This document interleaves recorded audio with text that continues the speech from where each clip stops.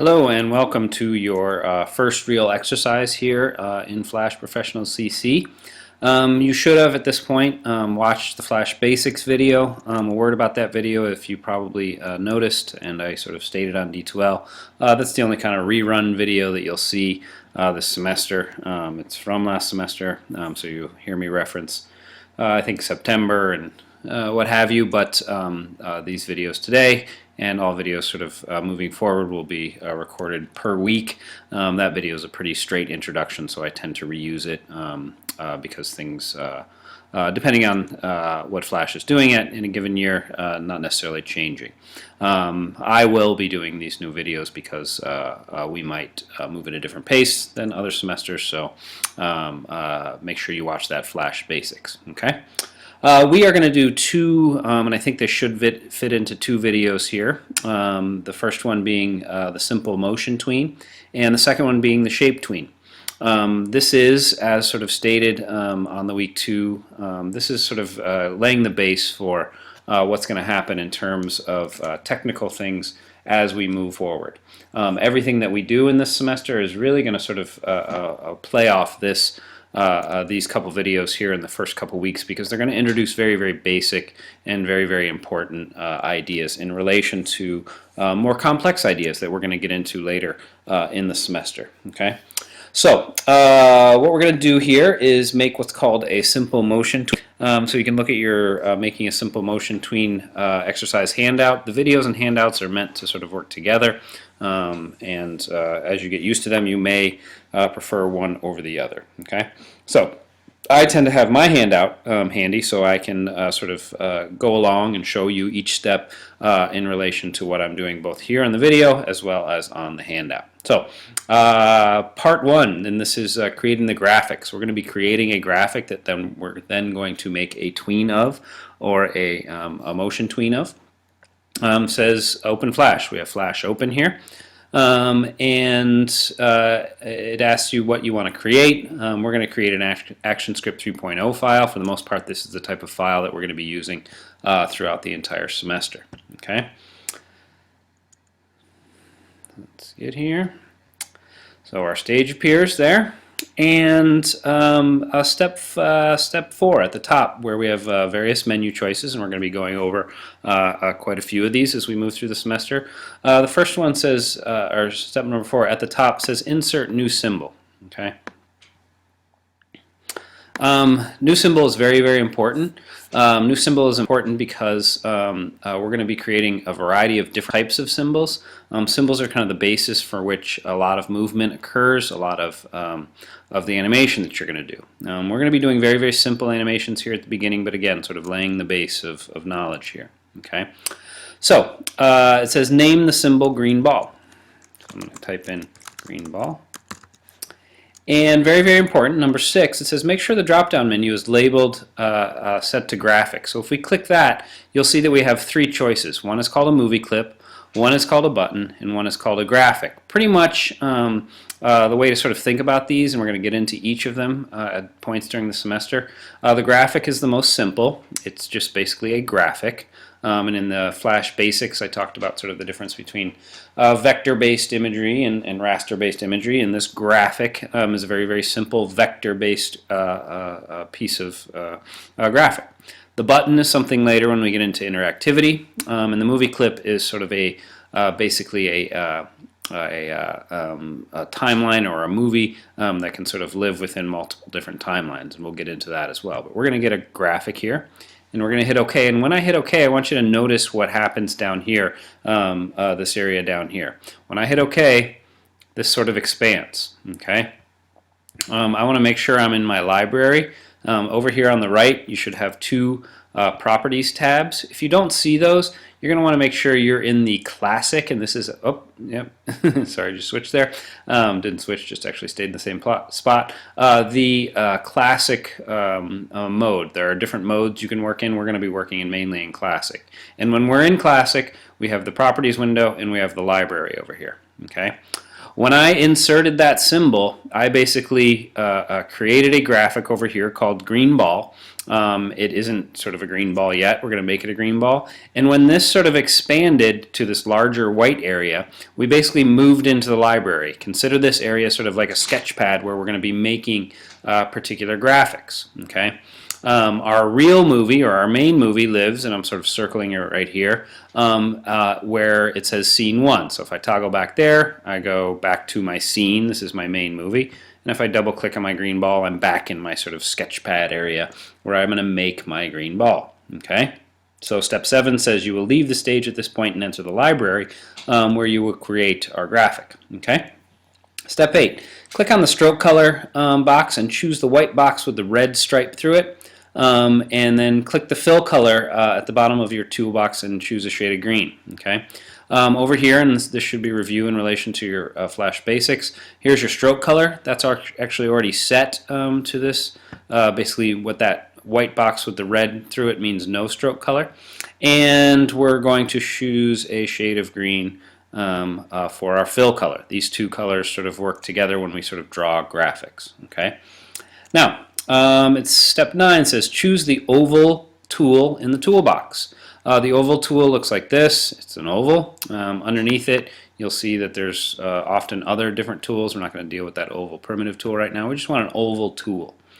Now we're going to click and draw a circle, and we can make sure here in parentheses, you can make sure it's a perfect circle by holding down the Shift key on your keyboard. And I'll sort of demonstrate this. If I draw this like this, I can make an oval. If I hold down Shift, and you might be able to hear me sort of holding down Shift there, I can only sort of pull this thing out in a sort of symmetrical manner. Okay. Now, last thing I'm going to do here in creating the graphic is I'm going to use the selection tool, and this black arrow is called the selection tool. It's going to become a very, very important tool for moving things around. Generally speaking, we have this sort of center hashtag here, and we want to sort of put that in the center. Okay, and sort of that's what step 11 says. Use the selection tool, the black arrow, and select the circle you've drawn by clicking on it and positioned in the center. Later, when we get into sort of more complicated tweens, it's better that we have that thing in the center. Okay, so with that, we have created a very, very simple graphic. Okay, at this point, for the purpose of this tween, we can basically move out of the library. So in your Making a Simple Motion Tween exercise, part 2 here, we have creating the actual tween. Okay, and I'm going to talk about what this idea tween means. So step 1, it says click on the scene 1 in the top left. That's right here. This is where we're toggling back and forth from our actual graphic to our scene. So I'm going to click there. And then it says take the graphic from the library called green ball, that's what we just made, and drop it down on the stage on the bottom left. Okay, so I'm going to grab it, I'm going to click hold, and I have my green ball there. Okay. Now, step 3 says move up to frame 60 in the timeline and click on that frame. Here's our timeline up here. Okay. I'm going to click on that frame. Step 4 says choose insert timeline frame. Okay. So I'm going to insert timeline frame. Okay. Later we'll get into some shortcuts to get those to get some of these things done, but for now we're going to use that step 4 there. Now it says choose any frame in between 1 and 60 in the timeline and click on that frame. So we just have to click anywhere in the middle. Okay, I'm going to click exactly in the middle there, and we have to basically create this motion tween. Okay, so I'm going to go to Insert Motion Tween. Okay, you'll see that this area, okay, currently, and we can sort of move our playhead back and forth, currently this green ball sort of takes up the space of 60 frames. Okay, this is sort of a static thing right now. It's not really doing anything, but we're going to sort of change that here in a second.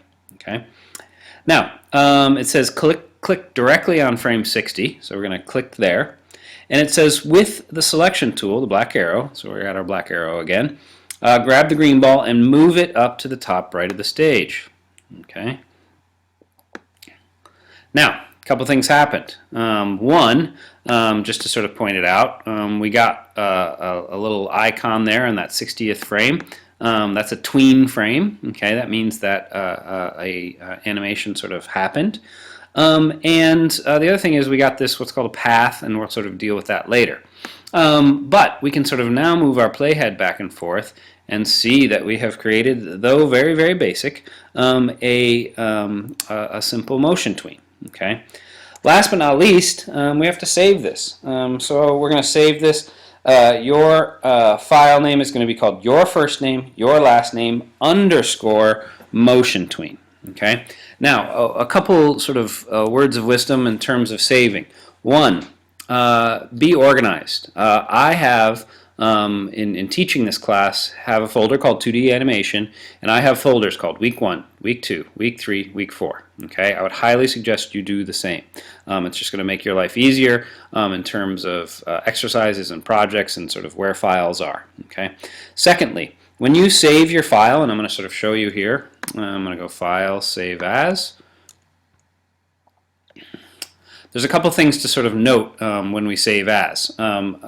We basically need to name this thing a particular type of file, and you'll see my 2D animation. Okay, so I'll go to 2D animation. I'm going to make sure that it is actually this semester. So you get to watch me find my folder, Spring 2004, 2D animation, week 2, and I'm going to call this David Luke